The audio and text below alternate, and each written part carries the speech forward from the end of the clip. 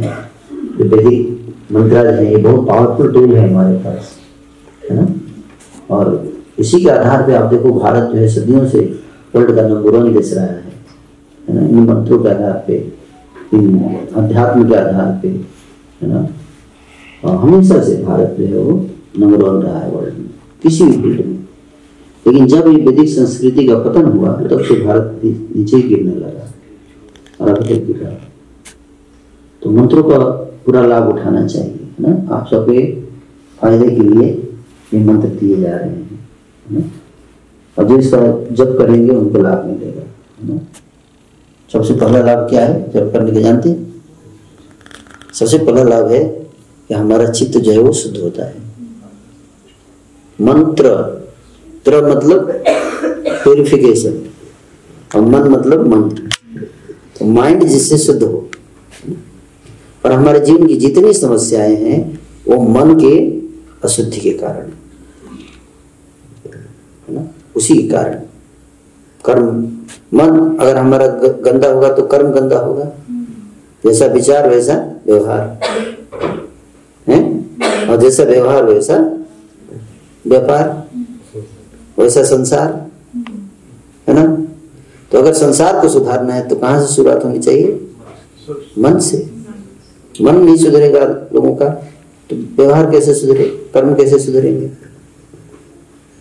तो मन को सुधारने का क्या उपाय है बताइए? वैज्ञानिक के पास कोई उपाय है? किसी को गुस्सा आ रहा है तो उसको कोई वैक्सीन बनी है गुस्से की? है? काम, क्रोध, लोभ, ईर्ष्या, द्वेष, अहंकार का कोई वैक्सीन है? कि जन्म लेते ही बच्चे को 6 वैक्सीन दे दीजिए, एक काम का, एक क्रोध का, सारा क्राइम बंद, पुलिस डिपार्टमेंट क्लोज कर दिया जाए, है ऐसा कोई वैक्सीन? नहीं है। वैज्ञानिक के पास नहीं, आध्यात्म में है। अगर हम इन मंत्रों का लाभ उठाएंगे हमारा चित्त शांत रहेगा, धीरे धीरे हमारा मन शुद्ध होता है और आपको आनंद की प्राप्ति होगी। तो इसलिए जप करने के लिए बोला जाता है। यस, तो आप रिक्वेस्ट करने वाले? ओके, हरे कृष्ण। यस, तो ये सब लोग हरे कृष्णा। मानेसर हैं? मानेसर में ये डिवोटी है, ये सोसाइटी का number NBC, right? Yes, all set अंतरिक्ष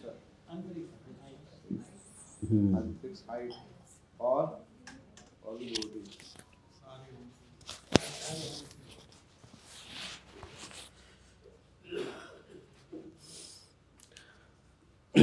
ओम अज्ञानतिमिरान्धस्य ज्ञानाञ्जनशलाकया चक्षुरुन्मीलितं येन तस्मै श्रीगुरवे नमः। नमो ओम विष्णुपदाय कृष्णपृष्ठाय भूतले श्रीमते भक्तिवेदांत स्वामिनिति नामिने। नमस्ते सरस्वती देवे गौरवाणी प्रचारिणे निर्विशेष शून्यवाणी पाशातिदेशतारिणे। जय श्री कृष्ण चैतन्य प्रभु नित्यानंद श्री अद्वैत गदाधर श्रीवासदि गौरभक्तवृंद। हरे कृष्ण कृष्ण कृष्ण हरे हरे, हरे राम राम राम हरे हरे। बहुत अच्छा लगा मुझे यहाँ पर आकर आप सब श्रद्धालु भक्तों के बीच में। तो रामभद्र प्रभु ने ये कार्यक्रम आयोजित किया और कुछ दिन पहले हमारे गुड़गांव में एक सुंदर भव्य मंदिर का उद्घाटन भी हुआ बादशाहपुर में। आप लोग जानते हैं? तो लोग आए मंदिर दर्शन के लिए, जो लोग नहीं आए वो आ सकते हैं। तो वहाँ पर हमने भगवान श्री कृष्ण का सुंदर विग्रह की स्थापना की, श्री श्री राधा दामोदर, है ना। दामोदर, दामोदर कौन है? भगवान का एक नाम है दामोदर, है ना। जैसे हरि अनंत, हरि कथा अनंता है, और हरिनाम अनंता। भगवान का नाम भी क्या है? अनंत है। उनकी लीलाएं अनंत हैं, कथाएं अनंत हैं, उनके नाम अनंत हैं, है ना। जैसे हम सब के भी कई नाम होते हैं ना। यहाँ पे कोई आदमी ऐसे इंसान है जिनके 2-3 नाम हैं? कितने लोग हैं ऐसे? बहुत लोग हैं। हम लोग साधारण आदमी हैं, फिर भी हमारे 2-3 नाम हैं, है कि नहीं है? तो सोचिए भगवान के कितने नाम होंगे, है ना। तो 2-3 नाम कैसे पड़ गया आपका? किसका 2 नाम है बताइए? 2 नाम, 3 नाम, ओके। बताइए आपका क्या क्या क्या नाम है? किसने? क्या नाम रखा प्रेम से? नहीं नहीं, जैसे अजीब ही तो होता है नाम। थोड़ा मैं कॉलेज में पहली बार हॉस्टल में गया था। मैं इकलौता बच्चा हूँ, तो घर में बड़ा डरा रहता था। वहाँ जाके लोगों ने रैगिंग की तो मैंने थोड़ी लड़ाई कर ली। तो मैंने थोड़ी बॉक्सिंग करता था मैं दिल्ली यूनिवर्सिटी में। तो पुणे गया तो पहली दफ़ा वो किसी सीनियर को मैंने उसने बहुत बदतमीजी की, मेरे साथ लात मार दी। तो बात निकल गया, एक्सीडेंटली एक पंच मैंने उसको कर दिया है। Very good. तो मुझे आज भी मेरे को यूनिट छोड़े हुए 89 में मैंने इंजीनियरिंग कंप्लीट की थी। 89 से अब तक जितने भी मेरे दोस्त हैं उनको मेरा असली नाम पता ही नहीं है हॉस्टल में। वो मुझे बॉक्सर ही बुलाते हैं। बॉक्सर है? बहुत जबरदस्त नाम है।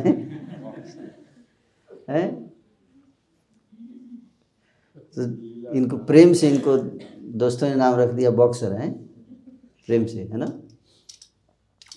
बहुत अच्छा बात बताई। उसी तरह से भगवान के कई नाम हैं जिनको प्रेम से रखा गया है ना। उन्होंने कुछ ऐसा किया भगवान ने, जैसे इन्होंने कुछ ऐसा काम किया, लीला की, उसी से इनका नाम निकल गया, है ना। उसी तरह से भगवान कई ऐसी लीलाएं करते हैं और उनके भक्त जो हैं, जो उनसे प्रेम करते हैं, वो क्या करते हैं, उसी लीला के आधार पर उनका नाम रख देते हैं, है ना। जैसे हम लोगों का नाम रखा, उसी तरह से भगवान के अनेकों नाम हैं, क्योंकि भगवान का अनेकों लीलाएं हैं, है ना। और कोई इनको बॉक्सर बोलता है। दूसरा नाम क्या है? राजेश है, राजेश, है ना। घर पे नाम रखा होगा आपका राजेश, है ना। कोई इनको राजेश बोलता है ना। अच्छा, मान लीजिए एक खड़े हैं और एक आदमी बोल रहा है इनको बॉक्सर और दूसरा बोल रहा है राजेश, है। तो दोनों में कौन गलत है और कौन सही है? हैं? दोनों सही है, लेकिन दोनों लड़ जाएंगे। नहीं, इनका नाम बॉक्सर है, दूसरा नहीं राजेश है, बोलेगा तुम्हारा सर तन से जुदा कर दूंगा अगर तुम बॉक्सर बोले तो, है ना। तो इसी तरह से भगवान के अनेकों रूप हैं, अनेकों नाम हैं। कुछ लोग कुछ रूप की पूजा करते हैं, कुछ लोग कुछ नाम की पूजा करते हैं, है ना। और कई बार लोग ब्रॉड माइंडेड नहीं होते हैं तो लड़ाई करते हैं धर्म के नाम पर, है ना। लड़ते हैं, साबित करने के प्रयास करते हैं कि हाँ, भगवान का नाम तो केवल अल्लाह है।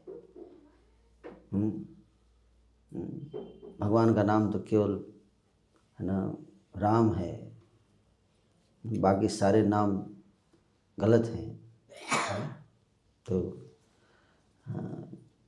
लड़ाई होती है क्योंकि भगवान के तत्व को समझ नहीं पाते लोग, है ना। तो इसलिए झगड़ा करते हैं धर्म के नाम पर। धर्म को झगड़ा के लिए तो है ही नहीं। धर्म का उद्देश्य क्या है? प्रेम, है ना। धर्म का आधार है प्रेम, शांति, सौहार्द, है। लेकिन इसलिए धर्म के नाम पे लड़ाई होती है। आज संसार में सबसे अधिक लड़ाई जो है धर्म के नाम पे होती है, अगर आप देखेंगे तो। ये भी बड़े दुर्भाग्य की बात है। तो इस तरह से इसलिए धर्म को सही तरीके से समझना चाहिए, है ना। क्योंकि धर्म को प्रस्तुत करना एक बहुत, है ना, बड़ा चैलेंज है ना। जैसे धर्म की शिक्षा जो होती है वो दूध के समान है ना, प्योर मिल्क। और उस दूध में अगर कोई सांप मुंह डाल दे तो क्या होता है? वो दूध पीने लायक रहता है? नहीं, जहर। उसका इफेक्ट बिल्कुल उल्टा होगा, हैं? सांप के मुंह डालने से पहले वो दूध क्या था? अगर उसको पीते हैं तो आपको बहुत एनर्जी देगा, है ना। और बस सांप एक मुंह डाल दे एक बार उसमें, तो उसके बाद क्या हो जाता है? वो आपकी मृत्यु का कारण बन सकता है। उसी तरह से धर्म की शिक्षा है, जिसकी चेतना शुद्ध नहीं है, जिसकी चेतना मन में विष है। क्या है? मन में विष है, काम का, क्रोध का, लोभ का, अहंकार का, द्वेष का विष है। वो व्यक्ति अगर धार्मिक ज्ञान में अगर अपना मुंह डालता है तो उस ज्ञान को क्या कर देता है? दूषित कर देगा, है ना। इसलिए धर्म की शिक्षा के जो आगे बढ़ाते हैं उनको बहुत इम्पोर्टेंट है कि उनका हृदय जो है वो पवित्र होना चाहिए। उनके हृदय में किसी के प्रति द्वेष नहीं होनी चाहिए, किसी के प्रति दुर्भावना नहीं होनी चाहिए। जिस तरह से ईश्वर हैं, उनके हृदय में किसी के प्रति दुर्भावना नहीं है। उसी तरह से, है ना, धर्म की शिक्षा को जो प्रस्तुत करते हैं उनको चित्त बहुत निर्मल होना चाहिए। और नहीं होता है तो फिर धर्म के नाम पे क्या होगा? लड़ाई होगी। जिस तरह से भगवान का हृदय विशाल है, उसी तरह से उनके संदेश का प्रचार करने वाले लोगों का भी हृदय विशाल होना चाहिए, है ना। तो झगड़े होते हैं धर्म के नाम पे, तो लोग इसलिए बोलते हैं धर्म बेकार चीज़ है, इसी कारण सारी लड़ाई है। धर्म को हटा दो, हम नास्तिक हैं, ना रहेगा धर्म ना होगा लड़ाई। सारी समस्या की जड़ धर्म ही है ना। ऐसे बोलते हैं कई बार लोग, है ना। इसलिए कई जगह लोग नास्तिक बन रहे हैं, है ना, इसी बात को लेके, है ना। अभी इंडिया में एक लड़की है जो 32 साल की है, उसने नास्तिक धर्म की स्थापना की है। फर्स्ट रजिस्टर्ड नास्तिक इन इंडिया। और सरकार ने उसको सिटीजनशिप दिया, नास्तिक धर्म, है ना। तो इंडिया में भी शुरुआत हो गया अभी नास्तिक धर्म का, है ना। तो क्यों? कारण क्या है? कारण ये है कि लोग अगर धर्म जो है अगर हिंसा फैलाएगा, धर्म से के कारण भेदभाव बढ़ेगा, तो लोगों का विश्वास धर्म से टूटेगा। धर्म इसके लिए है नहीं, जाति के नाम पे भेदभाव, धर्म के नाम पर भेदभाव, धर्म के आधार पे जाति में भेदभाव किया जाए, जेंडर के हिसाब से डिस्क्रिमिनेशन, है ना, हेट्रेड। तो ये सारी चीज़ें जो हैं वो लोग जो हैं वो इसको धर्म से घृणा करते हैं, है ना। तो ये भी इसलिए बहुत महत्वपूर्ण है कि जो लोग धर्म को प्रतिनिधित्व करते हैं, धर्म को रिप्रेजेंट करते हैं, उन्हें बहुत हाई कॉन्शियसनेस रखना चाहिए। तो नास्तिक धर्म को रिजेक्ट कर देते हैं लोग, लेकिन वो भी सही उपाय नहीं। जैसे किसी की आँख में अगर कैटरेक्ट हो जाए तो कैटरेक्ट को ठीक करेंगे, आँख को ही निकाल देंगे, हैं। सबसे बढ़िया उपाय है, ना रहेगा आँख ना होगा कैटरेक्ट, हैं। तो दो तरीका है कैटरेक्ट ठीक करने का। एक तो कैटरेक्ट को ठीक किया जाए, आँख को रहने दिया जाए, या आँख को ही निकाल दीजिए, ना होगा आँख ना रहेगा कैटरेक्ट, है। तो कौन सा ज़्यादा अच्छा है? कैटरेक्ट को ठीक कर, है ना। उसी तरह से अगर धर्म के मामले में कहीं पे कोई विसंगति है, कुछ गड़बड़ी है, कहीं पे कुछ गलत हो रहा है, तो हमको उस गड़बड़ी को ठीक करना है, ना कि धर्म को ही निकाल के फेंक देना है। अगर हम धर्म को ही रिजेक्ट कर रहे हैं, इसका मतलब हम आँख निकाल के फेंक रहे हैं, क्योंकि कैटरेक्ट हो गया है ना। तो बुद्धिमान व्यक्ति ऐसा नहीं करता है। बुद्धिमान व्यक्ति उस समस्या को दूर करता है। धर्म में भी समस्याएं हैं, ऐसा नहीं कि धर्म में समस्या नहीं है। ये धर्म में समस्या नहीं है, धर्म में समस्या इसलिए हो जाती है क्योंकि पवित्र लोग जो हैं धर्म को प्रचार नहीं करते, है ना। गलत हाथों में धर्म पड़ जाएगा तो उसको मिसयूज किया जाता है, वो हर जगह। जैसे आप देखिए IAS ऑफिसर्स हैं, तो कई सारे IAS ऑफिसर करप्ट हैं, है ना। तो इसका मतलब ये थोड़ा है कि IAS इंस्टीट्यूशन को ही ख़त्म कर दिया जाए, न रहेगा IAS का नौकरी, न होगा करप्ट IAS ऑफिसर। नहीं, हमें अगर एक IAS ऑफिसर गड़बड़ी करे तो उसको हमें दंड देना, ना कि पूरे IAS समाज को दंड देना है कि नहीं, है ना। ये बात सत्य है कि कहीं पे कुछ संत लोग गड़बड़ी करते हैं, है ना, गलत करते हैं, तो इसका मतलब ये नहीं कि पूरे संत समाज को हमें बहिष्कार करना है या पूरे धर्म के समाज को नहीं। तो धर्म को प्रस्तुत करना बहुत महत्वपूर्ण है, कैसे प्रस्तुत किया जाए। तो भगवान एक हैं लेकिन उनके नाम अनेक हैं, रूप अनेक हैं, अनादि हैं, अद्वैतम अच्युतम अनादि अनंत रूपम है, आद्यम पुराण पुरुषम नवयौवनम च, वेदेषु दुर्लभम अदुर्लभम आत्मभक्तो गोविंदम आदि पुरुषम तमहम भजामि। ब्रह्म संहिता में ब्रह्मा जी कहते हैं कि भगवान जो है वो अद्वैतम, अद्वैतम मतलब उनके जैसा कोई नहीं है, दूसरा कोई नहीं है, अद्वैतम, है ना। अच्युतम, अच्युतम मतलब भगवान से कभी मिस्टेक नहीं होता है। इंसान ढूंढने का प्रयास करता है, भगवान में मिस्टेक ढूंढने का प्रयास करता है। क्यों? क्योंकि अगर भगवान में मिल जाएगा तो हम भी कर सकते हैं, क्योंकि भगवान ही करते हैं तो हम क्यों ना करें, है ना। तो इसलिए अगर भगवान में एक दो ढूंढ ले तो उनका रेफरेंस दे के हम भी कर सकते हैं।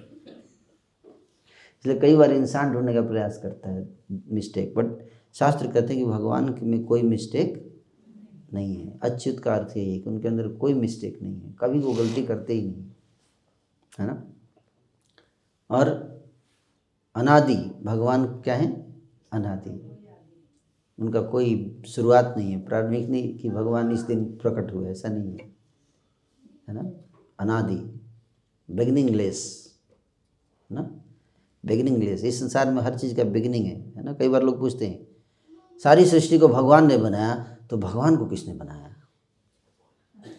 ऐसे पूछते हैं, भगवान को किसने बनाया, है ना। कुछ ऐसी चीज़ें हैं जिनको बनाने की ज़रूरत नहीं हो। क्या है? एटर्नल। क्या है? एटर्नल, नित्य, है ना, जिसका न विनाश होता है, न जन्म होता है, न मृत्यु होती है। जैसे हम लोग हैं, हमारा बिगिनिंग है, हम सबका बिगिनिंग है, हैं? कितने लोग मानते हैं हमारा बिगिनिंग है और एंड है? नहीं है हमारा बिगिनिंग एंड हमारा भी बिगिनिंग एंड नहीं है।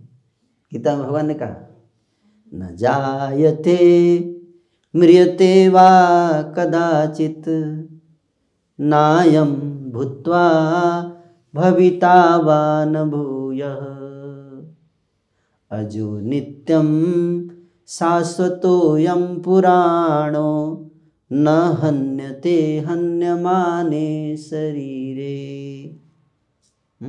नैनं छिन्दन्ति शस्त्राणि नैनं दहति पावकः न चैनं क्लेदयन्त्यापो नैनं शोषयति मारुतः। आत्मा को कोई काट नहीं सकता, कोई भी शस्त्र काट नहीं सकता आत्मा को। नैनम छिन्दन्ति शस्त्राणि, कोई कहता है मैं तुम्हारा सर तन से जुदा कर दूंगा, इसका मतलब गीता नहीं पढ़ा है उसने। गीता पढ़ेंगे तो आप समझ पाएंगे कि आत्मा का कोई शस्त्र काट नहीं सकता। शरीर तो ड्रेस है। वासांसि जीर्णानि यथा विहाय नवानि गृह्णाति नरोपराणि तथा शरीराणि विहाय जीर्णानि अन्यानि संजाति नवानि देहि। भगवान ने गीता में कहा कि ये शरीर वस्त्र के समान है। जब वस्त्र पुराना हो जाता है, फट जाता है, तो क्या करते हैं हम लोग? नया लेते हैं, नए साल पे नया ड्रेस है ना। तो उसी तरह से आत्मा जो है, ये शरीर जो है आत्मा का ड्रेस है ना। क्या है? आत्मा का ड्रेस है, वासांसी, वासांसी मतलब वस्त्र। और ये वस्त्र जब जीर्ण हो जाता है, जीर्णानी, जीर्ण मतलब पुराना, फट जाए, तो जैसे व्यक्ति कपड़े चेंज करता है उसी तरह से आत्मा अपना शरीर बदलती है, लेकिन आत्मा नहीं बदलती है। आत्मा का नाश नहीं होता है ना। आत्मा अमर है। मृत्यु के समय हमारा शरीर जो है वो क्या होता है, नष्ट होता है। और शरीर का केवल आकार नष्ट होता है, तत्व नष्ट नहीं होता। इस बात को भी समझिए। क्या शरीर भी अमर है,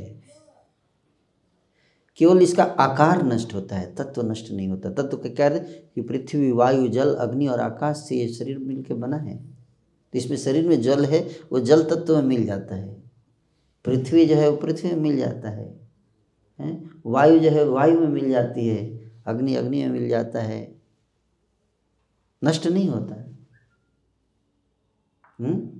ये एनर्जी है ना। एनर्जी आपने पढ़ा होगा, principles of conservation of energy, physics में। Energy can neither be created nor destroyed. There is no, energy is beginningless.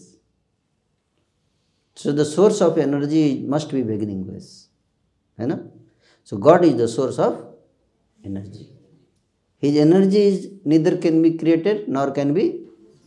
So energetic also, the Supreme Lord, who is the source of energy, is also neither created nor destroyed. Just changes the form, that's all. केवल रूप बदलते हैं भगवान, नाना प्रकार के रूप धारण करते हैं। अनंत रूपम, अनादि एंड अनंत रूपम। भगवान का रूप भी क्या है, अनंत है। उनका कोई बिगिनिंग नहीं है, कोई एंड नहीं है। हमारा भी कोई बिगिनिंग नहीं है, कोई एंड नहीं है। ये बात को समझिए। अशोच्यान अनुशुद्ध, अगर इस बात को हम समझ जाएंगे तो कभी शोक नहीं करेंगे लाइफ में, किसी चीज़ के लिए शोक नहीं करेंगे। इसलिए अर्जुन को भगवान कह रहे अशोच्यान अनुशोचस्तम प्रज्ञावादांश भाष से गता सुन अगता सुन नानुशोचंती पंडिता। जो बुद्धिमान होते हैं, जो इस तत्व को जानते हैं, वो जो मर चुके हैं उनके लिए भी शोक नहीं करते, और जो मरने वाले हैं उनके लिए भी शोक नहीं करते। शोक नहीं करते, क्यों? क्योंकि वो जानते हैं क्या जानते हैं कि अविनाशी तो तद्विधि येन सर्वमितम ततम विनाशम अव्ययास्य न कश्चित कर्तुम अर्हसि। कि अव्यय जो जिसका विनाश नहीं होता है वो आत्मा है, उसका कोई विनाश हो ही नहीं सकता। तो इसलिए शरीर भी केवल आकृति नष्ट होती है ना। आकृति, जैसे इस गिलास में जल है ना।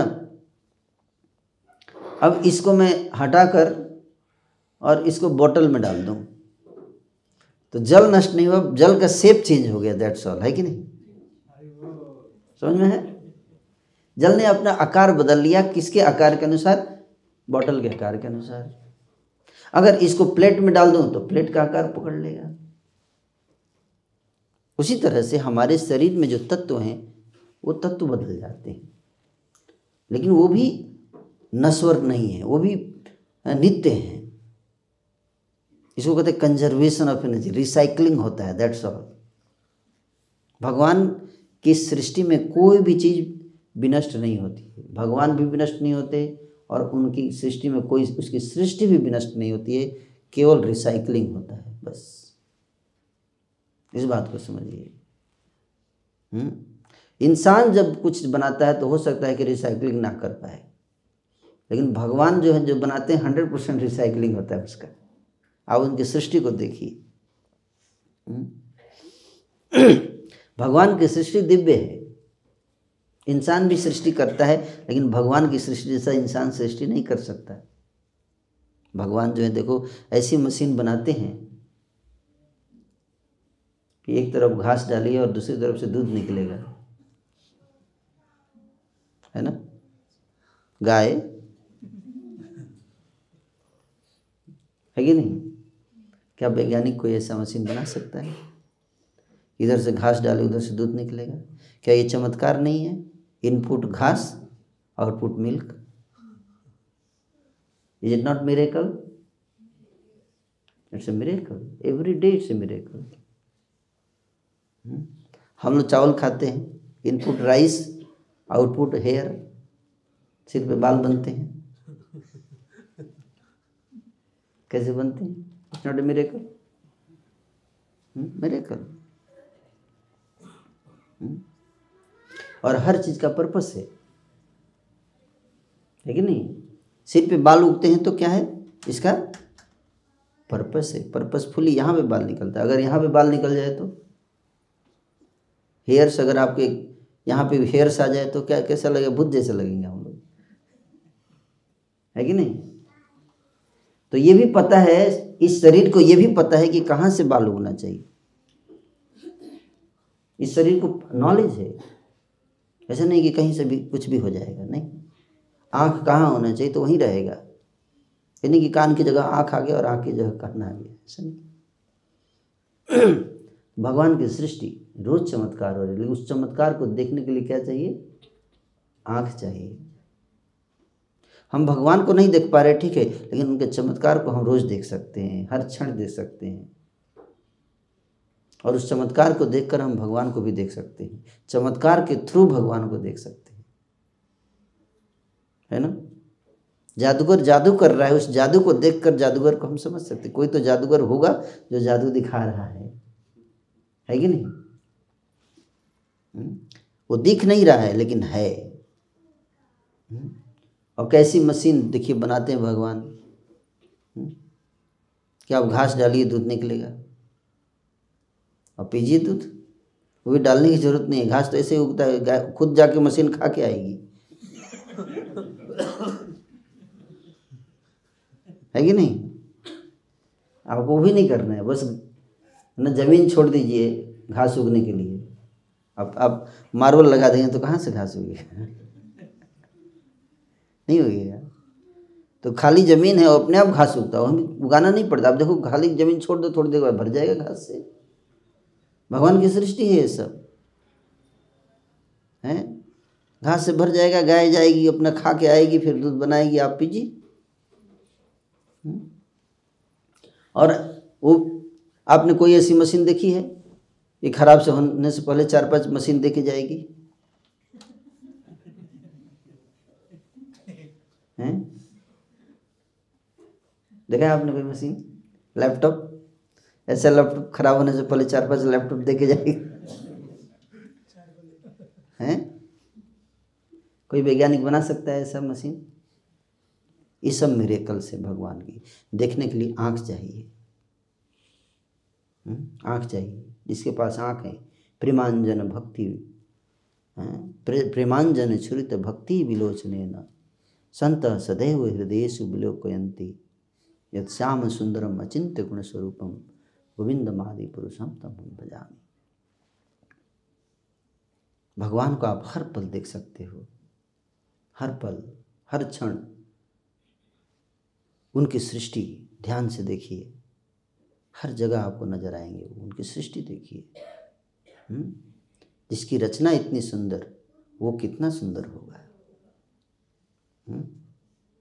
अगर जिसकी रचना को हम बोलते हैं मिस वर्ल्ड का अवार्ड देते हैं, तो जिसने बनाया होगा उसको कौन सा अवार्ड देंगे आप? वो कितना सुंदर होगा, आप जरा बताओ। आप बोलते हैं उसका रूप ही नहीं है। ये कैसे हो सकता है? मैंने कोई फोटो बनाया, सुंदर रूप बनाया, तुम रूप बनाया, इसका मतलब मेरा रूप है, तभी तो रूप बनाया। मेरा रूप है क्योंकि मेरे फादर का रूप था, है ना। मेरे फादर का रूप है क्योंकि उनके फादर का रूप है। इस तरह से चलते जाएंगे तो जो ओरिजिनल फादर होगा, क्या उसका रूप नहीं होगा? Common sense. रूप है। तो उसने माना कि हाँ भगवान का रूप है, फिर कहता है लेकिन इंसान देख नहीं सकता। मैं बोला ये भी गलत है। जब रूप है कोई देख ही नहीं सकता तो रूप का क्या फायदा? लॉजिकली ये भी गलत है कि आपने एक सुंदर रूप बनाया और कोई देख ही नहीं तो रूप रख के क्या करेंगे आप? आप और दूसरा इसमें एरर क्या है कि कोई देख नहीं सकता, इसमें एरर ये है कि अगर भगवान का रूप है तो ठीक है हम नहीं देख सकते, लेकिन अगर हम ये कहते हैं कि भगवान का रूप जो है वो भगवान चाहे तो किसी को नहीं दिखाते चाह कर भी, इसका मतलब भगवान के अंदर शक्ति नहीं है कि अपना रूप किसी के सामने दिखा सके। तो हम अपने प्रयास से नहीं देख सकते, लेकिन जब वो चाहेंगे किसी को भी अपना रूप दिखा सकते हैं। लेकिन उनको चाहना पड़ेगा। भगवत गीता में अर्जुन ने भगवान का रूप देखना चाहा, विश्व रूप। मैं देखना चाहता हूं कि कैसे आप सारे सृष्टि को धारण करते हो। कृष्ण ने कहा मैं ही सारी सृष्टि को धारण करता हूं। 10वें अध्याय में भगवान ने बताया। तो अर्जुन ने कहा कि मैं तो आपको बचपन से हम दोनों खेलते हैं, साथ में रहते हैं, सोते हैं, आप कैसे मानूं कि आप भगवान हैं? कैसे मानूं मैं? आपने जन्म लिया, हम समान उम्र के आदमी हैं, हमारा भी जन्म हुआ, आपका भी जन्म हुआ, कैसे माने कि आप भगवान हैं? अर्जुन ने 4थे अध्याय में गीता के यही प्रश्न पूछा। तो कृष्ण ने कहा कि हे अर्जुन, तुम्हारे भी बहुत जन्म हुए हैं और मैंने भी बहुत बार जन्म लिया है, लेकिन तुम्हें अपने पिछले जन्म याद, मुझे सारे जन्म याद हैं। और फिर भगवान बताते हैं कि यदा यदा ही धर्मस्य ग्लानि भवति भारत अभ्युत्थानम धर्मस्य तदात्मानं सृजाम्यहम्। ये श्लोक अर्जुन के इस प्रश्न के उत्तर देते हैं कि जब जब पृथ्वी पर अधर्म बढ़ता है, धर्म की हानि होती है, मैं नाना रूपों में अवतार लेता हूँ। मूर्ख लोग मुझे साधारण इंसान समझते हैं क्योंकि मैं मनुष्य के रूप में आता हूँ और लीला करता हूँ। तो लोग सोचते हैं मैं ही साधारण मनुष्य ही हूँ, लेकिन भगवान बताते हैं वहाँ पे कि मैं साधारण इंसान नहीं हूँ, तुम्हारी तरह इंसान नहीं हूँ, मैं परम ईश्वर हूँ। और भगवान परम ईश्वर का रूप कैसा है? अगर रूप है तो कैसा है रूप? इसका भी हिंट है, हर जगह हिंट। इस्लाम में भी हिंट दिया गया है और क्रिश्चियनिटी, सनातन धर्म में तो है ही, लेकिन उन धर्मों में भी बताया गया है। क्रिश्चियनिटी में स्पष्ट लिखा है बाइबल में कि God created human being in his own form. इसका मतलब है कि इंसान का जो रूप है वैसा ही भगवान का रूप है, लेकिन क्वालिटी अलग है, मटेरियल की क्वालिटी अलग है।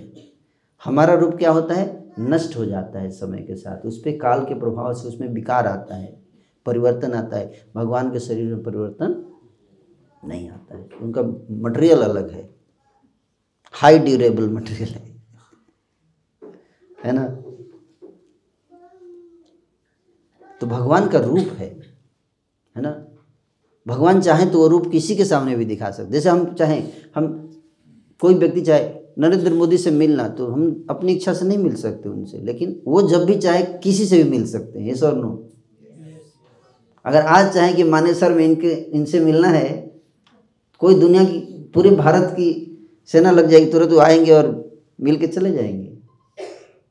लेकिन आप एप्लीकेशन डालते दीजिए, नहीं मिलेगा अपॉइंटमेंट।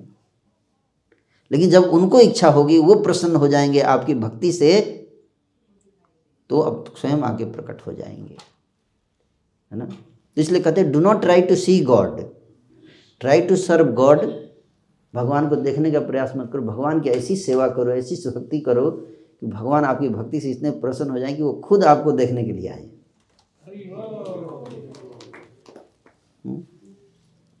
खुद आएंगे। कौन ऐसा भक्त है मानेसर वाला जो इतना अच्छा भक्ति कर रहा है? तो वो स्वयं आएंगे। ऐसे हजारों भक्त हैं। आप देखो, सबरी ने 10,000 वर्ष तक भगवान का इंतजार किया, प्रतिदिन भक्ति करती थी, और भगवान एक दिन आ गए, रास्ता बदल बदल के पहुंच गए एक दिन उसके पास, जब उसका समय आया। तो भगवान के अनेक रूप हैं, है ना। भगवान जो हैं वो हर जगह, इस्लाम में भी बताया गया है भगवान का रूप जो है, इंसान के रूप को भगवान ने अपने रूप में बनाया है। और भागवत में भी बताया गया है कि भगवान ने इंसान को अपने रूप में बताया। उद्धव जी को भगवान बताते हैं भागवत में कि मैंने अपने जैसा एक रूप बनाया जो मनुष्य योनि बनाया। तो लोग कहते भगवान निराकार है, ये भी गलत है। भगवान का अपना रूप है ना, और उस रूप के में रहते हैं भगवान, और बहुत सुंदर रूप है ना, बहुत सुंदर रूप है। तो उनकी सृष्टि है ना, तो भगवान के अनेक नाम हैं, अनेक रूप हैं, उसमें एक रूप जो है वो कृष्ण का रूप है ना, जो ओरिजिनल रूप, आदि रूप बताया जाता है कि भगवान का आदि जो पुरुष हैं वो कृष्ण रूप में है, और वो नाना रूप धारण करते हैं है ना। रामादि मूर्तिषु कला नियमेन तिष्ठन् नाना अवतारम अकरोत् भुवनेषु किंतु कृष्ण स्वयं परम पुरुषः पुमान्यो गोविंदम आदि पुरुषम तमहम भजामि। ब्रह्मा जी ने ब्रह्म संहिता ग्रंथ लिखा, उसमें वो लिखते हैं कि राम, नरसिंह, वराह, जितनी ये अवतार हैं ये सारे कला अवतार हैं। कला मतलब अंश अवतार, पूर्ण नहीं, अंश। भगवान किसी विशेष उद्देश्य को पूरा करने के कोई विशेष रूप धारण करते हैं। जैसे उदाहरण के लिए आपको अगर किसी पे गुस्सा आता है कि इसको मारना है, तो आप गुस्से वाला रूप धारण नहीं कर, इसी रूप में थोड़ा बहुत आँख लाल हो जाता है और होठ फड़फड़ाने लगते हैं और थोड़ा ना गुस्सा आके एकदम आ गए।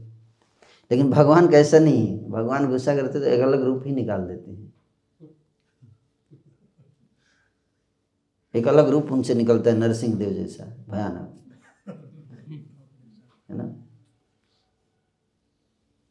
अलग अलग रूप क्यों धारण करते, एक ही रूप में क्यों नहीं आते भगवान? इसलिए नहीं आते क्योंकि उस परिस्थिति को सॉल्व करने के लिए उस रूप में आना जरूरी है।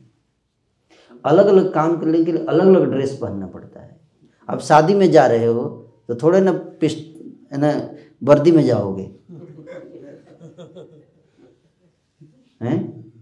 अब देखिए कोई शादी में जा रहा है तो वर्दी में पिस्टल उस्टल लेके जा रहा है, कोई पुलिस ऑफिसर जाता है? नहीं। शादी में आप शादी का ड्रेस पहनोगे। अब आप स्नान करने जा रहे हो तो हमें स्नान करने वाला ड्रेस पहन, तो जो कार्य होता है उसी के अनुसार क्या पहना जाता है? ड्रेस पहना जाता है।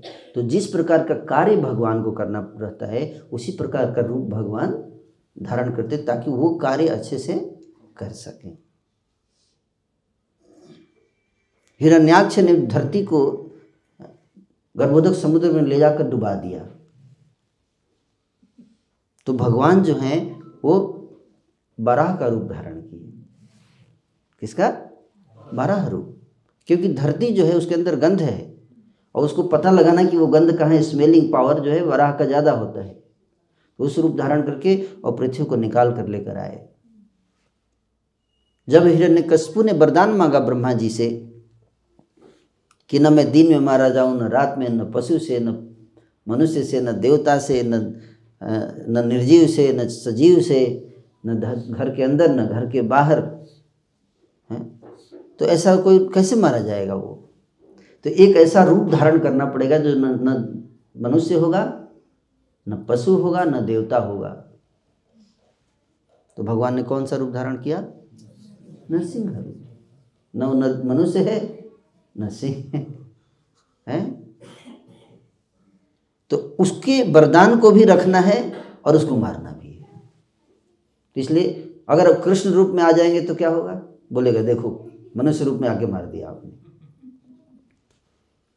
तो जो कार्य करना होता है उसी के अनुसार भगवान ने रूप धारण करते हैं, और कहीं कहीं पे रूप नहीं प्रकट करते हैं, केवल आवाज़ से ही काम करते हैं, है ना। रूप नहीं प्रकट करेंगे, आवाज़ से केवल बोलेंगे, क्योंकि उनके रूप को देखने के लिए योग्यता होनी चाहिए। हर व्यक्ति उनको देख नहीं सकता, है ना। उसके लिए बहुत हाई लेवल का प्रेम होना चाहिए। ना हम प्रकाश सर्वस्य जोग माया समावृत। गीता में भगवान बताते हैं मैं सबके सामने अपने आप को प्रकट नहीं करता हूँ, अपने को ढक लेता हूँ जोग माया से। भगवान अपने को ढक लेते हैं। जो लोग प्रेम करते हैं उनसे, उन्हीं के सामने भगवान प्रकट करते हैं अपने रहस्य को। जो उनसे प्रेम करते हैं, उनके साथ रहते हैं, उनके साथ बातें करते हैं, है ना, और बाकी लोगों को की आंखों से ओझल रहते हैं, उनके सेक्रेटरी सारा संभालते हैं काम, है ना। सब पर्सनल चिप हो जाएंगे ना भगवान, सबके सामने प्रकट होंगे तो लोग उनको सस्ते में लेंगे, है कि नहीं। ये तो परम पुरुष हैं, परम ईश्वर। इसलिए उनका अपना प्रोटोकॉल होता है। इसलिए जब संसार में समस्या आती है, जब असुर लोग संसार में आतंक बढ़ाता है, तो पहले पृथ्वी जो है वो जाती है कहाँ, ब्रह्मा जी के पास जाती है, प्रोटोकॉल है। फिर ब्रह्मा जी जो है वो जाते हैं शिव जी के पास सबको लेकर, फिर शिव जी सबको लेकर जाते हैं भगवान विष्णु के पास क्षीर सागर में। तो प्रोटोकॉल सेट है, डायरेक्ट नहीं जा सकती पृथ्वी भगवान विष्णु के पास, ये सेट है प्रोटोकॉल। फिर भगवान विष्णु जो हैं वो बोलते हैं कि भगवान श्री कृष्ण स्वयं अवतार लेंगे इस बार, है ना। और आप लोग भी जाइए पृथ्वी पर अलग अलग जगह पे प्रकट होइए अलग अलग रूप में। तो देवता भी अवतार लेते हैं भगवान जब आते हैं तो, लेकिन वो अलग अलग रूपों में अवतार लेते हैं। तो इस प्रकार से भगवान जो हैं वो अपने बारे में सूचना देते। लेकिन ये सब भगवान ने क्यों किया है, ताकि हम सब एक, है ना, अधर्म के मार्ग से हटकर सन्मार्ग पर चल सके। इसलिए जब धर्म की ग्लानि होती है तो भगवान प्रकट होते हैं। जैसे बच्चे जब झगड़ा करते हैं तो पिताजी आते हैं सुलझाने के लिए, है ना। अब बच्चे जब खुश रहते हैं, खेलते रहते हैं तो ठीक है, खेलते रहने दो। जब झगड़ा हो जाता है, मारपीट का नौबत आ जाता है, लगता है कि लोग दूसरे को बर्बाद कर देंगे मार के, तो फिर इंटरफेयर करना पड़ता है आके, है ना। और जो बदमाश होता है उसको 2000 झापड़ लगा के उसको सुधारना पड़ता है ना। बात से पहले सुधारते हैं, अब बात से नहीं सुधरेगा तो फिर 2-4 झापड़ मारेंगे, चुप, है ना। तो उसी तरह से जब भी नियम कानून, ऑफकोर्स नियम कानून भगवान ने सुप्रीम कोर्ट के हाथ में दे रखा है, लेकिन अगर भगवान को लगेगा कि सुप्रीम कोर्ट ठीक से काम नहीं कर रहे तो स्वयं आके स्थिति संभाल सकते हैं, उनमें ये शक्ति है। पहले बोलते तुम लोग देखो संभालो, तुम लोग के ऊपर छोड़ रखा है, लेकिन जब हम लोग नहीं संभालेंगे ठीक से तो फिर भगवान डायरेक्ट या तो अपने किसी पावरफुल आदमी को भेजेंगे, जाओ ये काम करो, और नहीं तो स्वयं आते हैं भगवान, है ना। कभी कभी अपने लोगों को भेजते हैं, वो आके पहले प्रेम से समझाएंगे, है ना, कि सही रास्ते पे चलो। संतों को भेजेंगे, भक्तों को भेजेंगे, सही रास्ते पे चलो, गलत मत करो, सन्मार्ग पे रहो। जब लोग नहीं सुनते हैं तो फिर क्या करते हैं, फिर 3rd डिग्री, है ना, 3rd डिग्री अप्लाई करते हैं, है ना। 3rd डिग्री का मतलब क्या जानते हैं, बोलिए क्या 3rd डिग्री का मतलब क्या। जैसे कोरोना आया था, है ना, मुसीबत एक वार्निंग होती है इंसानियत के लिए, है ना, कि आप गलत मत करो, आप लोग मेरे नियम को तोड़ो मत, है ना। तो भगवान इस तरह से पहले वार्निंग्स भेजते हैं, है ना, मुसीबतें भेजेंगे, इंसानियत को वार्निंग देते हैं, संतों के माध्यम से संदेश भेजते हैं कि आप अच्छे मार्ग पे चलो। तो इसलिए हमको इन शास्त्रों को पढ़ना चाहिए ताकि हम समझ सकें कि हमारे जीवन का उद्देश्य क्या है। तो भगवान जो है वो, उनका एक रूप है दामोदर। उनका नाम दामोदर कैसे पड़ा, क्योंकि माँ ने उनको रस्सी से बांध दिया था। भगवान की माँ कौन है, यशोदा।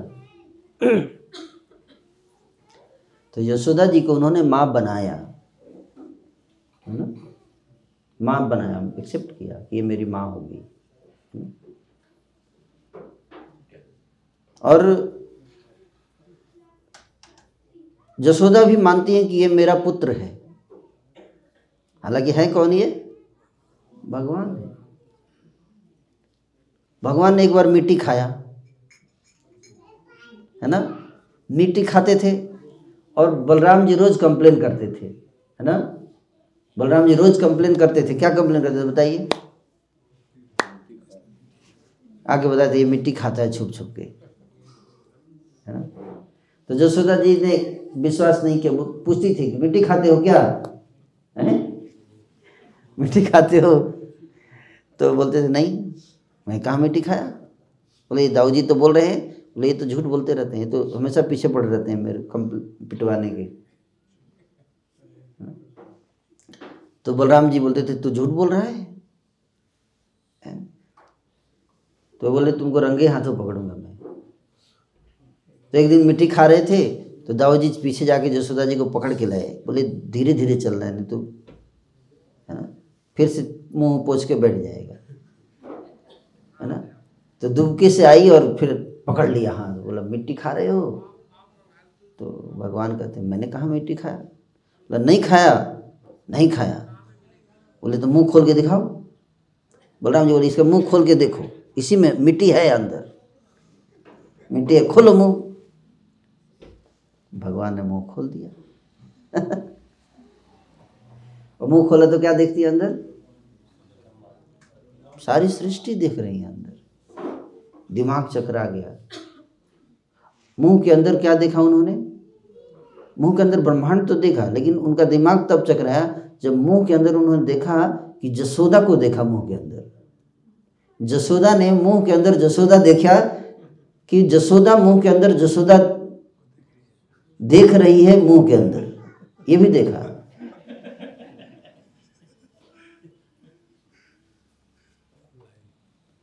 तो सारी सृष्टि भगवान से प्रकट होती है।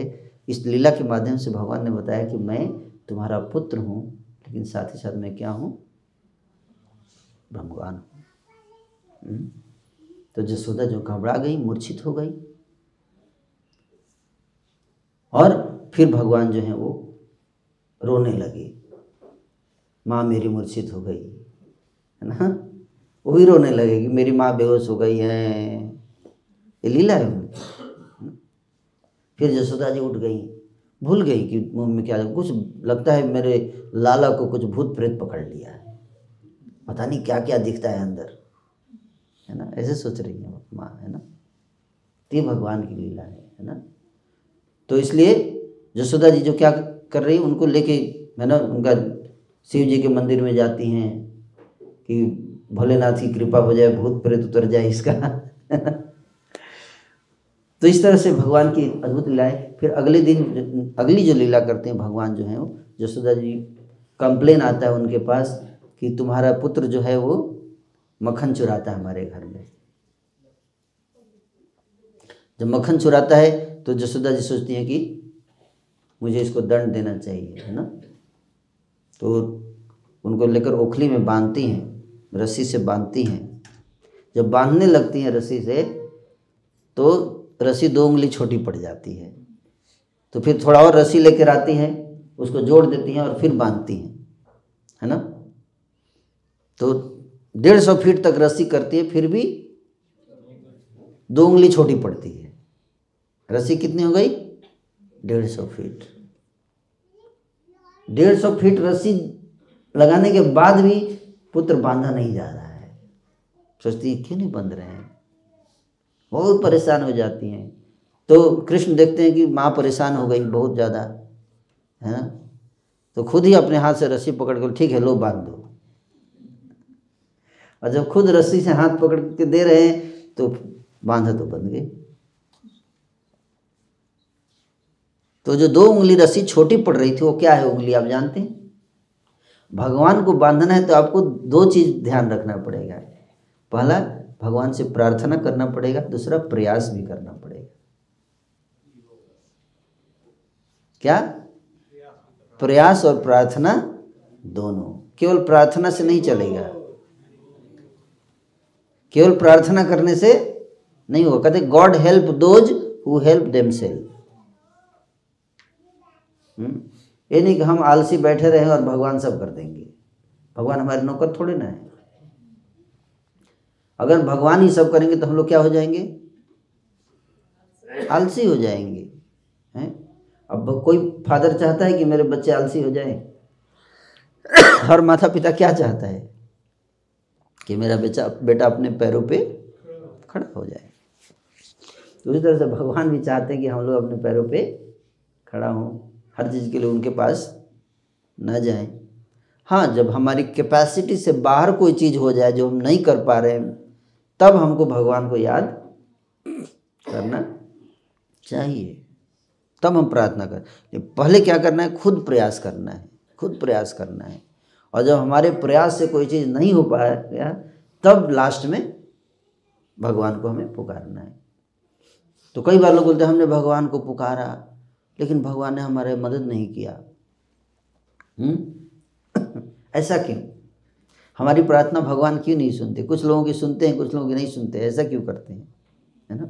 तो भगवान जो है आपकी प्रार्थना तभी सुनेंगे जब आपके कर्म ऐसे होंगे, है ना।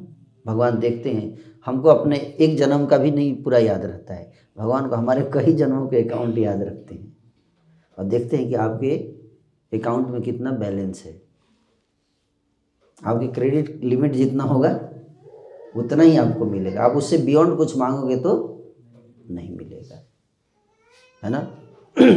और अगर आपने अच्छे कर्म नहीं किए हैं तो आपको भगवान सुख नहीं देंगे। क्या मिलेगा आपको? अगर आपकी किस्मत में दुख है तो सुख कहाँ से मिलेगा?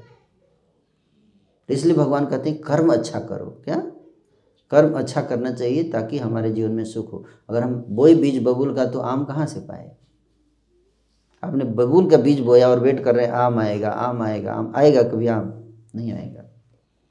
इसलिए भगवान गीता में कहते हैं कि कर्म करो, सत्कर्म, गलत कर्म मत करो, क्योंकि उसका फल आज या कल मिलेगा ही। इसमें ये मत सोचिए कि पता नहीं पुलिस ने नहीं पकड़ पाएगी, जज साहब को हम घुमा देंगे, न वकील रख के, बड़ा कीमती वकील रख के और अपने फेवर में डिसीजन करा लेंगे। आपका वकील केवल सुप्रीम कोर्ट तक चलेगा, उसके आगे वकील नहीं चलता है। उसके आगे तो रिकॉर्डिंग चलती है ना, कि हम जो भी करते हैं हर चीज़, एक एक चीज़ रिकॉर्ड होता है। आप जानते हैं एक एक चीज़ रिकॉर्ड करता है। कहाँ सीसीटीवी कहाँ है? गीता में भगवान बताते हैं सीसीटीवी आपके हार्ट में लगा रखा है। सर्वस्य चाहम हृदय सन्निविष्टो मत स्मृतिर ज्ञानम अपोहनम च। मैं सबके हृदय में परमात्मा के रूप में बैठा हुआ हूँ और सब रिकॉर्ड करता हूँ। एक एक चीज़ रिकॉर्ड करते हैं, हर चीज़, है ना। और उसका कॉपी जो है ना, वो ईमेल कर दिया जाता है। एक यमराज के पास है और एक भगवान के पास तो अपना रहता ही है पर्सनल फाइल, है ना, और कई जगह रहता है ना, कई जगह रहता है। और ऐसे कई घटनाएं हैं, रियल इंसिडेंट्स आपको बता रहा हूँ, आपको यूट्यूब पे मिल जाएगा। कई लोगों ने नियर डेथ एक्सपीरियंस में बताया है कि मृत्यु के बाद उनको यमलोक ले जाया गया। ऐसी कई घटनाएं हैं। एक गांव में, एक हरियाणा का केस मैं आपको बता रहा हूँ, एक व्यक्ति की मृत्यु हो जाती है और उसको शरीर को जलाने की तैयारी चल रही होती है, तभी 3-4 घंटे के बाद फिर से उठ जाता है। डॉक्टर डिक्लेयर कर देगा मर गया और फिर 3-4 घंटे के बाद उठ गया। तो उस व्यक्ति का इंटरव्यू ले रहा था, टीवी में लाइव इंटरव्यू है, आप देख सकते हैं यूट्यूब पे। तो इंटरव्यू में वो बता रहा था कि उसको उठा के यमदूत ले गए थे हम लोग, और वहाँ पे जब वो गया तो वहाँ पे क्या देखता, वो सारा डिटेल में बता रहा था, है ना, डिटेल में बता रहा था कि वहाँ पे गया तो देखा कई लोग वहाँ पे पहले से बैठे हुए थे लाइन में, तो इसको बैठा दिया पीछे। और फिर वहाँ पे एक आदमी बैठा था, रजिस्टर निकाल के देख रहा था जो जो जा रहा था उसके सामने। फिर इसका बारी आया तो उसने रजिस्टर देखा तो यमदूतों को बोला कि तुमने गलत आदमी को लेके आ गए, तुम हाँ गलत आदमी को लेके आ गए। बोले नाम तो यही है लेकिन दूसरा आदमी है, उसी जगह उसी गांव में दूसरे नाम के आदमी, इसी के नाम के आदमी है, दूसरा है, उसको लेके आना था। तो उसको बोला कि पूछ रहा है कि इसका शरीर जलाया है कि नहीं जलाया अभी तक, चेक करके बताओ। तो यमदूतों ने बताया कि नहीं अभी तैयारी चल रही है। तो बोला कि ठीक है जल्दी से भेज दो इसको, है ना। तो जल्दी से उसको यमदूत उसको पकड़ के लेके आ रहे हैं। तो ये हरियाणा का है, थोड़ा बोल्ड आदमी है, तो इसने पूछा उस यमदूतों से, बता रहा है कि मैंने उनसे बात किया, मैंने पूछा कि तुम लोग मेरे को क्यों पकड़ के लाए, है ना। तो बोला कि जो भी पाप करता है उसको यहाँ पे लेके आते हैं। बोला मैंने क्या पाप किया था जिसके लिए तुम लेके आए। तो यमदूत बता रहे हैं कि तुम आयुर्वेदिक डॉक्टर हो। बोला हाँ। बोला कि तुम्हारे गुरु ने तुमको आयुर्वेद जब सिखाया था तुमसे क्या संकल्प वचन लिया था कि तुम पैसा नहीं कमाओगे, बोला था कि नहीं बोला था? बोला हाँ बोला था। तुम पैसा क्यों ले रहे थे? है ना, है ना? तुम पैसा क्यों लेते थे? जब गुरु से तुमने वचन दिया कि तुम पैसा नहीं लोगे तो क्यों लिए पैसा तुमने? तो बोला कि तुम धरती पे तो बहुत लोग पाप कर रहे हैं, सबको बोला हाँ सब आएंगे। फिर नीचे दिखाया, देखो कितने पाप चल रहे हैं धरती पर, ऊपर से दिखाया उसको, ये सब लोग आएंगे, है ना। और फिर उसको ऊपर से फेंक दिया नीचे, और फिर उठा तो देखा कि सब लोग बगल में बैठे हैं। ऐसे एक इंसिडेंस मैं आपको बता रहा हूँ, ऐसे कई रिकॉर्डेड इंसिडेंट्स हैं, रियल इंसिडेंट्स हैं। कोरोना के पीरियड में हमारे एक भक्त के साथ ऐसा हुआ। वो बता रहा था कि चंडीगढ़ का डिवोटी है कि कोरोना उसकी बीमारी हुई उसको, और वार्ड में भर्ती था, और उसके वार्ड में जितने लोग थे सब मर गए, केवल वो अकेले बचा हुआ था जिंदा। और उसकी हालत बहुत ख़राब थी, लगता था कि मर जाएगा। तो वो बैठ के माला कर रहा था हरे कृष्ण का, है ना। और अचानक 2 यमदूत प्रकट हो गए, और आश्चर्य की बात है कि उसको दिख रहे थे दोनों। तो दोनों आपस में बात कर रहे हैं, उसका रिकॉर्डिंग आया था, वीडियो मैं देखा था खुद उस। तो बात कर रहे हैं कि चलो ले चलते हैं इसको, है ना। तो रस्सी बांध के उसको खींचने के लिए जैसे टच किया उसको, तो उन दोनों को झटका लगता है ना, यमदूतों को झटका लगता है। हाँ, तो आपस में बात कर रहे हैं, अरे तो झटका लग गया, क्या हो रहा है? बोला ये तो हरे कृष्णा कर रहा है। वो वीडियो अवेलेबल है उस भक्त का, वो जो बता रहा है ना, ये तो हरे कृष्ण हरि नाम ले रहा है। बोला मैं इसको नहीं ले जा सकते, चलो चलते हैं यहाँ से। तो चले गया, वो बच गया। ये रियल इंसिडेंस, कोरोना के पीरियड का रिकॉर्डिंग। ऐसे और भी एक मुसलमान के साथ भी ऐसा हुआ, राजस्थान की घटना है। जंगल में उसने देखा 2 यमदूतों को, और यमदूतों ने बताया कि तुम देखना यहीं पे एक बैलगाड़ी से आएगा थोड़ी देर में, उसका यहीं पे मरने का लिखा हुआ है, उसको लेके जाना है ना। और बैलगाड़ी आई, और बैल दोनों भड़क गए और पटक दिया उसको, बैलगाड़ी उलट गई, वो व्यक्ति गिर गया। यमदूत जाके पकड़ने लगे, उनको भी झटका लगा, भागने लगे। मुसलमान पूछा भाग क्यों रहे हो?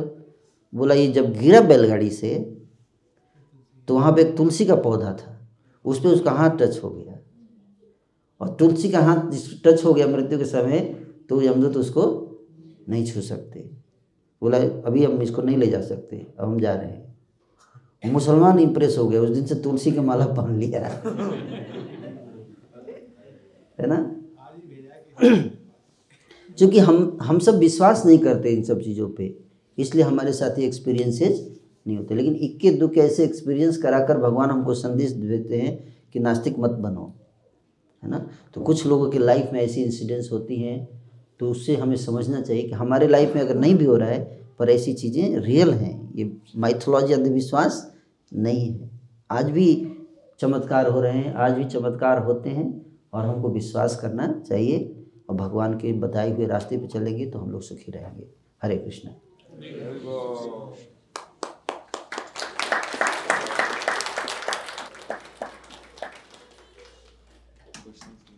हरे कृष्ण। आप सभी का अगर कोई प्रश्न हो।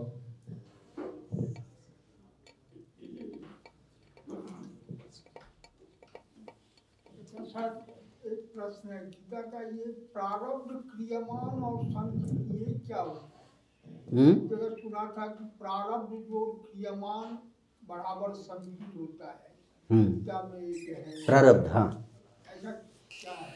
जो हम कर्म करते हैं, तो कर्म का 2 रिजल्ट होता है, फल मिलता है। एक तो कि अगर हमने गलत कर्म किया तो उसका दंड मिलेगा, उसको कहते हैं प्रारब्ध, है ना। कि प्रारब्ध मतलब कि सेट है कि आपने कुछ गलत कर्म कर दिया या अच्छा कर्म कर दिया है, तो उसका फल आपको मिलना है, 3 साल के बाद मिलेगा। जैसे आप काम करते हो, जॉब करते हो, तो अगर आपने 10 दिन काम कर लिया तो आपको इतना सैलरी मिलेगा, ये फिक्स हो गया। लेकिन कब मिलेगा? महीने के एंड में मिलेगा।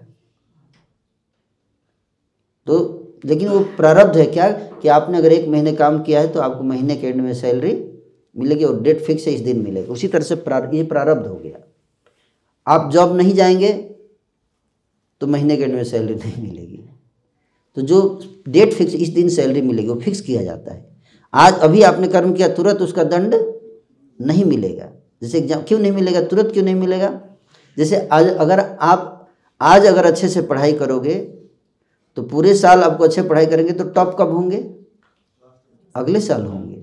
इस साल टॉपर नहीं हुए। कितना भी अच्छा पढ़ाई कर लीजिए, जिस साल आप पढ़ाई करते हो उस साल टॉप, क्योंकि एक सिस्टम है। क्या है? एक सिस्टम है, उसके अनुसार ही रिवार्ड मिलता है। और अगर आपने टॉप कर गए पढ़ाई करके अच्छा, तो अब अगले पूरे साल टॉप रहेंगे, चाहे आप पढ़ाई करें या ना करें। तो कोई बोले अरे तो पढ़ाई बिल्कुल नहीं करता, फिर भी इसको टॉपर बोल रहे हैं, क्योंकि इसने पिछले साल टॉपर किया। अब एक साल वो टॉप ही रहेगा। लेकिन अगर उस साल पढ़ाई नहीं करेगा तो क्या होगा? फिर जब एग्ज़ाम होगा तो एग्ज़ाम के बाद ही फिर से डिसीजन लिया जाए, पूरे एक साल फेल रहेगा। फिर चाहे कितना भी पढ़ाई कर ले, उसको अब एग्ज़ाम के बाद ही फिर से अपने परफॉर्मेंस दिखाने का अवसर दिया जाएगा। तो ये जो लाइफ मिला है, इसमें हम परफॉर्मेंस दिखा रहे हैं। अगर किसी ने पिछले जन्म में अच्छे कर्म किए तो इस पूरे जन्म उसको सुख मिलेगा, धन मिलेगा, ईश्वर मिलेगा। लेकिन इन बिटवीन अगर उसने कुछ गलत काम किए तो वो नोट किया जा रहा है, उसका फल जो है अगले जन्म में उसको दिया जाएगा। तो वो जो बचा हुआ कुछ दंड इस जन्म में मिलता है, कुछ कर्मों का। और कुछ कर्म ऐसे होते हैं जो इस जन्म में नहीं दिया जा सकता उसका दंड, तो उसको आपको अगले जन्म के लिए रिजर्व रखा जाता है। तो वो जो रिजर्व है, जो फल है, रिजल्ट है, वो उसी को प्रारब्ध कहते हैं। समझे बात को? तो संचित है, वेट कर रहा है उस टाइम का जब आपके ऊपर आके वो आरोपित किया जाएगा, आपके ऊपर भेजा जाएगा, वेट कर रहा है ना। तो आपको समझ में नहीं, मैं इतना अच्छा आदमी हूँ, मेरे लाइफ में बुरा कैसे हो गया? वो इस जन्म में आप अच्छे हैं, लेकिन पिछले जन्म में क्या किया, वो वेट कर रहा था, वो आपके ऊपर गिरा है। पहले से आपके ऊपर संचित किया हुआ कर्म जो है आपके जीवन में अचानक आता है और वो आपको समझ में नहीं आएगा। जैसे आप मूवी में जाएंगे देखने, तो अगर इंटरवल के बाद जाएंगे और अचानक जो है अमिताभ बच्चन अमरीश पुरी को मारने लगता है घुस्से से, तो आप क्या सोचेंगे? अरे बाप की उम्र के व्यक्ति को बिना मतलब को मार रहा है, क्योंकि आपने इंटरवल के पहले के मूवी नहीं देखा है, इसलिए आपको लग रहा है कि विलेन कौन है? अमिताभ बच्चन है ना, ऐसा लगेगा आपको। लेकिन जो इंटरवल से पहले का मूवी देखा है वो कहता है अरे जल्दी मारो इसको, नहीं तो फिर से धोखा करेगा, बड़ा डेंजरस आदमी है ये। तो दोनों देख रहे हैं, दोनों अलग अलग तरीके से। तो आपको कितना नॉलेज है उसी के अनुसार आप व्यक्ति के बारे में परसेप्शन डेवलप करते हो। तो ये कर्मों का जो फल है, जो संचित फल है, उसी को प्रारब्ध करते हैं। जो वेट कर रहा है सही टाइम का जब आपके ऊपर दिया जाएगा, उसको प्रारब्ध करते हैं। ठीक है ना? तो आज आपने अच्छा कर्म किया तो वो फल आपको आज या कल आपके जीवन में आएगा, जरूर आएगा। आज आपने अगर मेहनत से पढ़ाई किया है तो कल या परसों आपको उसका लाभ जरूर मिलेगा, वो बेकार नहीं जाएगा, है ना। ये बताया गया।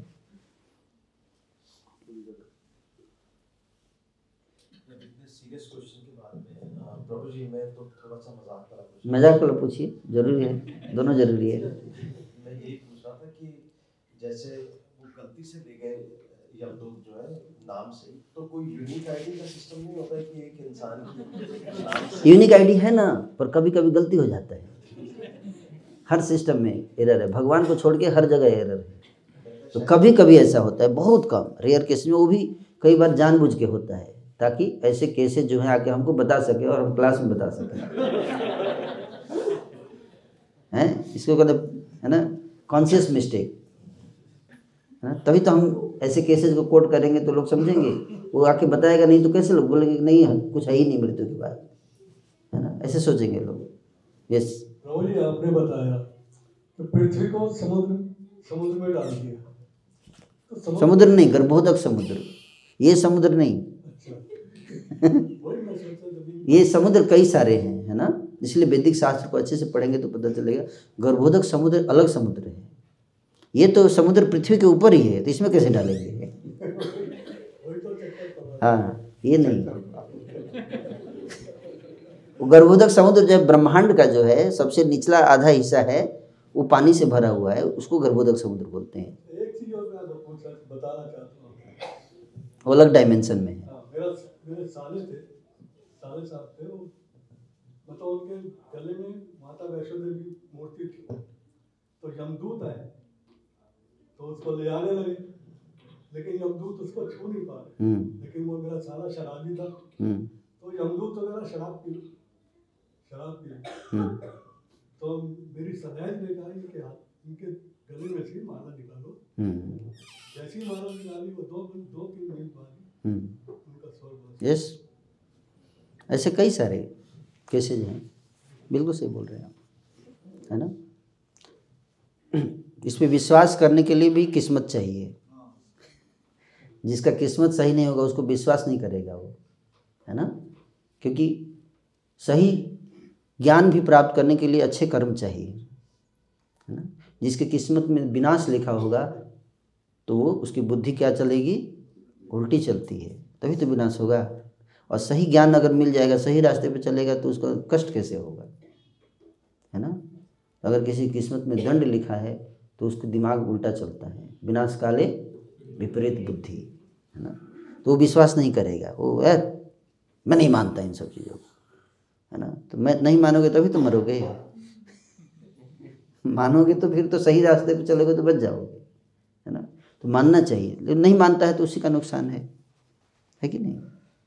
जो कोई नहीं मानता, मैं नहीं मानता भारत के कानून को, तो नुकसान हो जाएगा, आज या कल होगा। और इंसान सही इंसान होगा तो मानेगा। और कॉमन सेंस भी कहता है अच्छा कार्य करने में क्या बुराई है, करना चाहिए सबको, है कि नहीं। कॉमन सेंस भी कहता है कि हमें अच्छे कर्म करने चाहिए, है ना, दुराचार नहीं करना चाहिए, है ना। जो चीज़ हमको कष्ट देती है हम वही व्यवहार दूसरे के साथ क्यों करते हैं, नहीं करना चाहिए। तो कॉमन सेंस है कि अगर ये मुझे गाली दे रहे हैं तो मुझे कष्ट हो रहा है, जो चीज़ मुझे कष्ट दे रही है अगर वही व्यवहार मैं दूसरे के साथ कैसे कर सकता हूँ। यही तो बता रहे हैं भगवान, और क्या कर रहे हैं, यही करने के लिए बोल रहे हैं कि ऐसा व्यवहार मत करो जो तुमको कष्ट पहुँचा रहा है, जो व्यवहार, वो व्यवहार तुम दूसरों के साथ क्यों करते हो। तो इसमें क्या गलत है बताइए। तो बोलते हमको इतना कंट्रोल क्यों किया जाता है, ये मत करो, वो मत करो, ये मत करो, धर्म हमको रोकता है। वो अच्छे कार्य के लिए रोकता है, बुरे कार्य के लिए थोड़े रोकता है ना। अच्छा कार्य कीजिए, पूरे कार्य के लिए रोकता है, अच्छा कार्य करने के लिए अलाउ करता है। वो तो हर जगह है, भारत के संविधान में भी बताया गया कि ये मत करो, वो मत करो, ऐसे करो, वैसे करो, तो उसको तो फॉलो करना पड़ेगा ना। और ट्रैफिक लॉ है, लाइट जल जाता है तो रुक जाओ, तो आपको गुस्सा आता है, क्यों रुक जाए, नहीं होता तो कितना अच्छा रहता है।